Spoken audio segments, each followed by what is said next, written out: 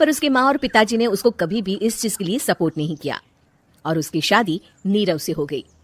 नीरव रजनी को बहुत प्यार करता था, पर रजनी हमेशा चुपचाप ही रहती। वो इस शादी से खुश नहीं थी। वो ये शादी नहीं करना चाहती थी। उसे तो हमेशा से पेंटर जो बनना था।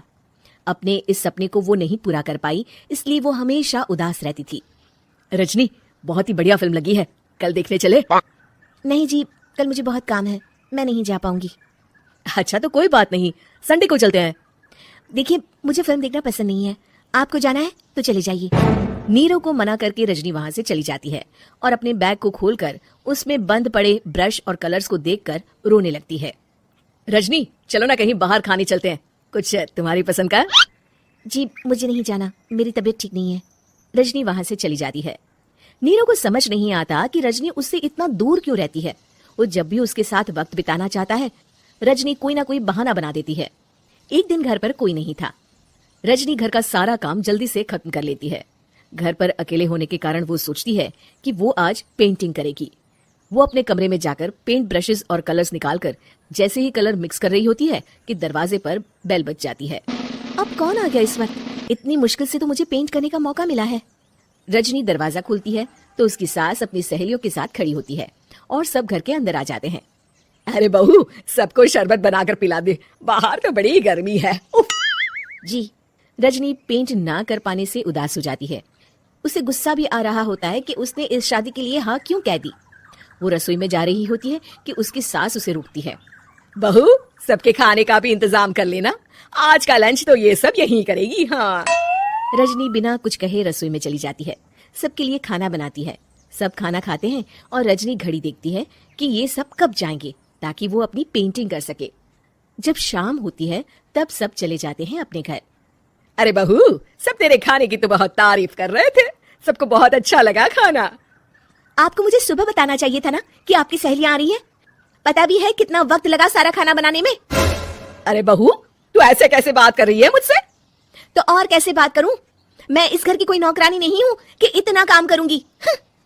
रजनी अपने कमरे में जाकर दरवाजा बंद कर लेती है। शाम को जब नीरव आता है तो उसकी माँ उसे पूरी घटना के बारे में बताती है। क्या रजनी ने आपसे इस तरह बात की माँ? हाँ, और पता नहीं उसे क्या हो गया है, शाम से बाहर भी नहीं आई है। मैंने तो कई बार आवाज दी, खाना भी नहीं खाया उसने। तू ही बात करके देख ले बेटा।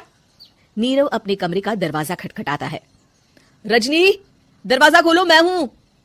रजनी दरवाजा खोलती है और फिर वापस जाकर अपने बिस्तर पर लेट जाती है।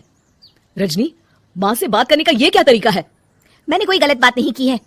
अरे तुम क्यों ऐसे बर्ताव कर रही हो सबके साथ? क्या तुम इस शादी से खुश नहीं हो? रजनी कुछ नहीं बोलती। अरे बताओ मुझे रजनी, क्या ये शादी तुम्हारी मर्जी के खिलाफ हुई है? हाँ, मैं ये शादी कभी नहीं करना चाहती थी। तुमसे क्या, मैं किसी से भी शादी नहीं करना चाहती थी। रजनी रोने लगती है। चुप हो जाओ रजनी, बताओ मुझे, तुम क्यों नहीं करना चाहती थी शादी?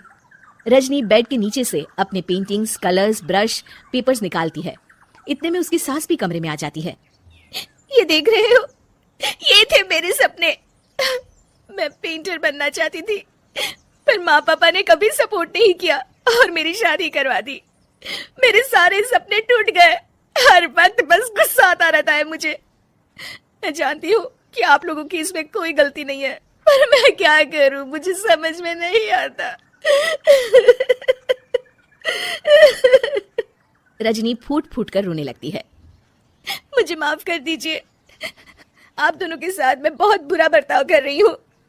अरे रजनी बेटा, चुप हो जाओ तुम। नीरव पानी लेकर आता है। ये लो पानी पियो और शांत हो जाओ।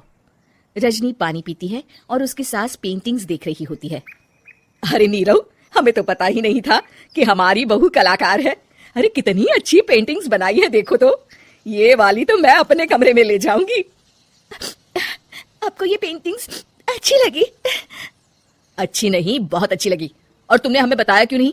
तुम जब चाहे पेंटिंग कर सकती हो रजनी। हम तुम्हारे सपनों को पूरा करने में तुम्हारा पूरा साथ देंगे। हाँ बेटा, हम कला की कद्र करते हैं। हम कलाकार तो नहीं, पर मुझे गर्व है कि मेरी बहू एक कलाकार है। रजनी, नीरव और सास तीनों हंस पड़ते हैं।